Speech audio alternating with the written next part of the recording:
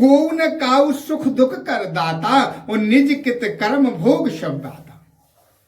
महाभारत के शांति पर्व में एक इस प्रकार की कथा आती है कि एक गौतमी नाम की ब्राह्मणी थी। वह गांव के बाहर अपने पुत्र के साथ रहती थी।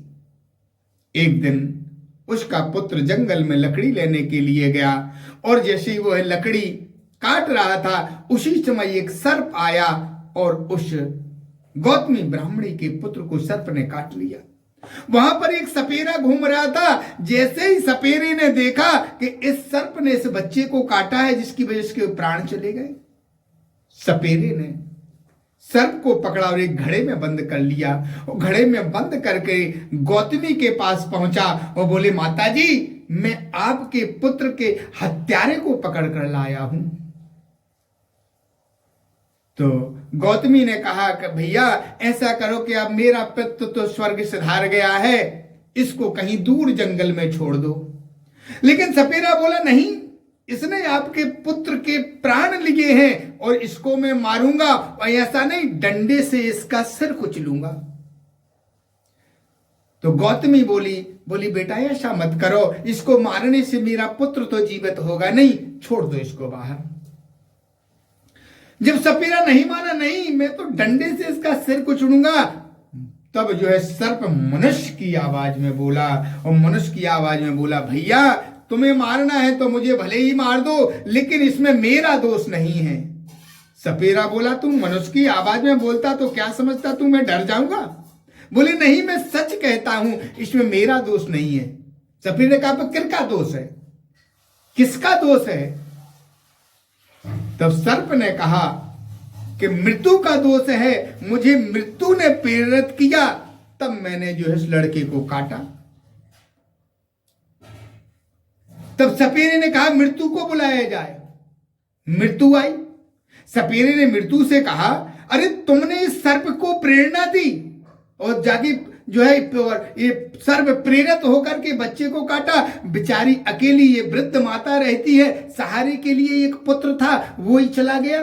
तुमने क्यों, मृत्यु से कहा, तुमने सर्प को क्यों प्रेरित किया इसको काटने के लिए? मृत्यु ने कहा, भैया मेरा दोष नहीं है, मेरा दोष नहीं है। फिर किसका दोष है? काल का दोष है। मृत्यु बोली, हमें काल ने प्रेरित किया, तो हमने सर्प को प्रेरित किया, हमने सर्प को माध्यम बनाया। काल को बुलाया गया। काल से जब सर्प ने, उसने सपेरे ने काल से कहा कि आपने मृत्यु को प्रेरित किया, मृत्यु ने सर्प को प्रेरित किया, सर्प ने पुत्र के प्राण ले लिए, ये बेचारी अकेली पुत्र के सहारे रहती, इसका क्या होगा? आपने ऐसा क्यों किया? काल बोला, ना मेरा दोष है, ना मृत्यु का दोष है और ना सर्प का दोष है, फिर किसका दोष है? तब काल कहता है कि को न काऊ सुख दुख कर दाता और निज कित कर्म भोग सब भ्राता। ना किसी को कोई सुख देता है, ना कोई किसी को दुख देता है, सब अपने अपने कर्मों का फल भोगते हैं। हम सोचते हैं अरे हमें उस आदमी ने बड़ा दुख दिया, बड़ा कष्ट दिया है। अरे उसने हमें कष्ट नहीं दिया, कष्ट हमारी किस्मत में था, हमारे भाग्य में था, इसलिए परमात्मा ने उसे एक माध्यम बनाकर हमारे पास भेजा।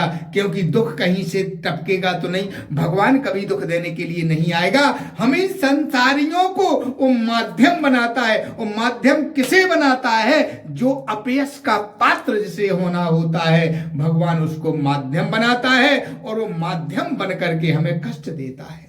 और जब हमारा समय अच्छा होता है तो भगवान उसको माध्यम बनाता है, जिसे संसार में स्वैश्वर यश प्राप्त करना है, उसको माध्यम बना देता और वो हमारे पास आएगा और हमारी मदद करेगा। इसलिए काल ने कहा कि को न काऊ सुख दुख कर दाता और निज कित कर्म भोग सब भ्राता। सब अपने अपने कर्मों का फल भोगते हैं, सब अपने प्रारब्ध के अनुसार से फल भोगते हैं। न कोई किसी को सुख देता है, न कोई किसी को दुख देता है, सब अपने अपने किए हुए कर्मों का फल भोगते हैं।